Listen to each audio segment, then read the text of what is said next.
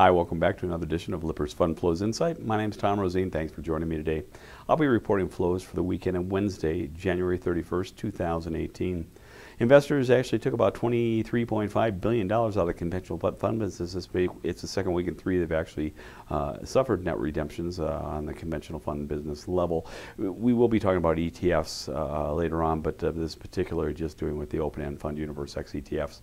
But basically, the headline numbers are a little misleading, as they have been over the last several weeks. You're going to find out that most of this outflow was attributable to money market outflows, which is very common in this time period. We said in prior weeks.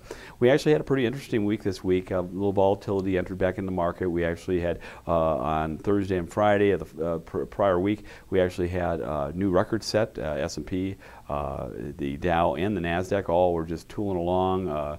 We had pretty good earnings seasons starting and some really good numbers that came out. People are encouraged by what they're hearing about the guidance they're getting from some of the underlying constituents of the S&P with the idea that tax break will actually add to the bottom line, and so investors were pretty up on that. And then we started hearing some rumors from both the Amazon, Berkshire Hathaway, and also JP Morgan decided to get together and possibly create their own, if you will, insurance group, which will focus on trying to keep drug costs and medical expenses down. And that really kind of put a real bump in the road for science and technology, healthcare stocks, and the like. So they took it on the chin, and some equities actually also took it on the chin because we saw the interest rates were actually a bit higher. As well, if we take a look at the 10-year, it's started gaining some points as well, even though the Fed decided, obviously, not to raise the prime interest rate that they provide, but basically did not hint at any lessening of the idea that they're probably going to do three hikes this year. And of course, the first one will probably be in March, and I think people still anticipate that. But overall, it was only a minor week of losses. Big news, on both Monday and Tuesday about how bad the declines were, 1.5% and 2%. But actually, if we take a look at the weekly returns, they were less than 1% losses. So it really was not that big a deal. Let's go ahead and take a look at the macro groups though and see how the news impacted flows for this week. If we take a look, macro groups, equity funds actually saw inflows about $2.3 billion. That's something that we haven't seen for a while. It's 6th consecutive week we've seen inflows there. Taxable bond funds lost some money, $16 million. That could be just a rounding error. If we take a look at muni bond funds, they basically saw about $253 million in net outflow or net inflows, and the big monster outflow category, of course, of money market funds. Again, $26 billion in outflows.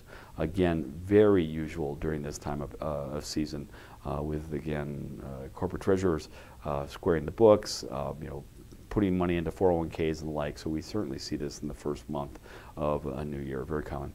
Let's go ahead and take a look at equity funds in particular now and see how flows occurred in there. We actually saw for the first week in 8 a negative return, about 0.73% return. So again, as I was telling you, we had some losses there, pretty minor for the week. Again, this time for equity funds, 0.73%. But we saw inflows, about $2.9 billion. 6th consecutive week we've seen inflows into equity funds. And prior to that, there were 39 consecutive weeks of outflows. So obviously there probably is a little bit of this Me Too going on. People did not want to miss out on the rally that we've seen in the equity market. And I think we're seeing some latecomers to the party. But let's hope it continues on. Domestic equity funds, like it has been for quite some time, witnessed their 5th consecutive week of outflows, this time to the tune of $828 million. And on the non-domestic equity side, we saw inflows of about $3.1 billion, despite, and this is the 6th consecutive week they've seen inflows, but this is despite having a loss of 0.82%, while their domestic equity counterparts only lost about 0.68%.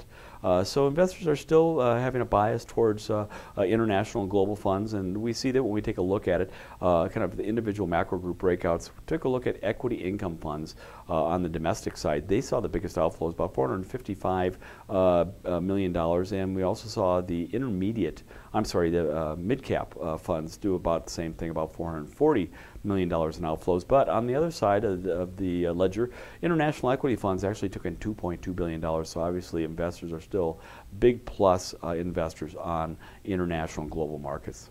Let's go ahead and take a look at the ETF arena and see what happened with that group. For the fourth consecutive week, they've seen inflows, $13.9 billion this week. SPY was the big collector of assets at $5 billion.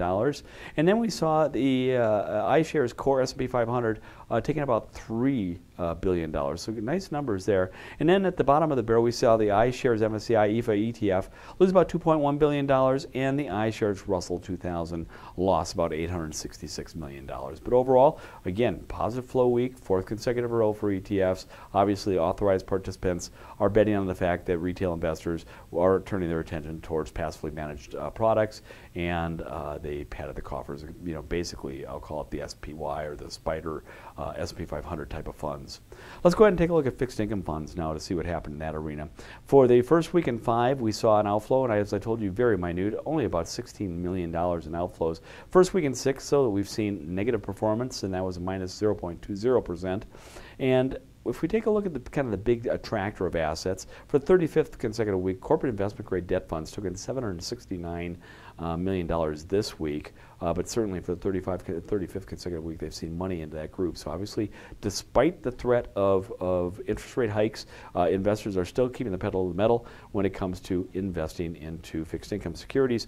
We saw international global debt taking about $357 million, and at the bottom of the barrel, we saw corporate high yield actually lose about $1 billion, and then we saw government mortgage funds lose about $205 million. So not a lot to write home there.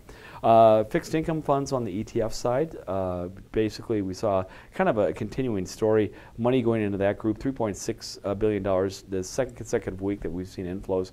And if we take a look at the top of the group, we saw the Velocity Shares Daily Inverse VIX Short-Term ETN taking about $799 million, and the iShares Core U.S. Aggregate Bond Fund ETF lose about $592.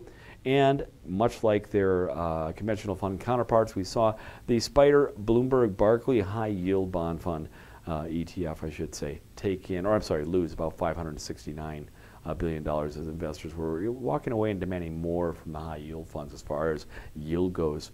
Let's go ahead now and take a look at the Muni Bond Funds group. Muni Bond Funds took in money for the fourth consecutive week, $253 million this time. Second consecutive week, though, that they've had negative performance, this time to the tune of 0.24% loss. And intermediate municipal debt funds took in the biggest chunk, $255 million. So really, they took in all of the assets that we saw as inflows. Now let's turn our attention to money market funds. And money market funds, again, saw the biggest outflows. Fourth week in 5 that they've seen outflows, $26 billion. And how it broke out is taxable money market funds saw about $25.5 billion in outflows, while we look at tax-exempt money market funds, they lost about $412.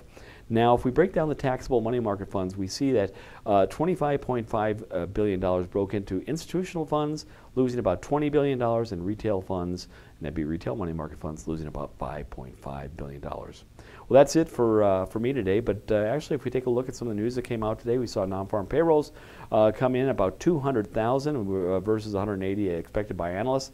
We'll have to see how that impacts the flows for next week. Obviously, earnings season is still right in the midst of everything, and things are actually looking pretty good. So even though we had a little blip on the last 2 days, or actually Monday and Tuesday of the flows week, we just see kind of a positive return on Wednesdays. We'll have to see if this branches out and continues on with the rally that's going on. If we take a look for January, the S&P 500 and the Dow are up over about 5.5%. They were a little bit over 6.5% before the meltdown on Monday and Tuesday, but certainly very strong returns, and we'll have to see if that continues on. Well, if I haven't done a deep enough dive for you and you want to do some further research into the fund flows for the week, you can go to our site, www.liberusfundflows.com, or join us next week when one of the analysts will talk about the flow trends for the weeks. Thanks for joining me. My name is Tom Roseen, wishing you the best in your wealth planning and creation.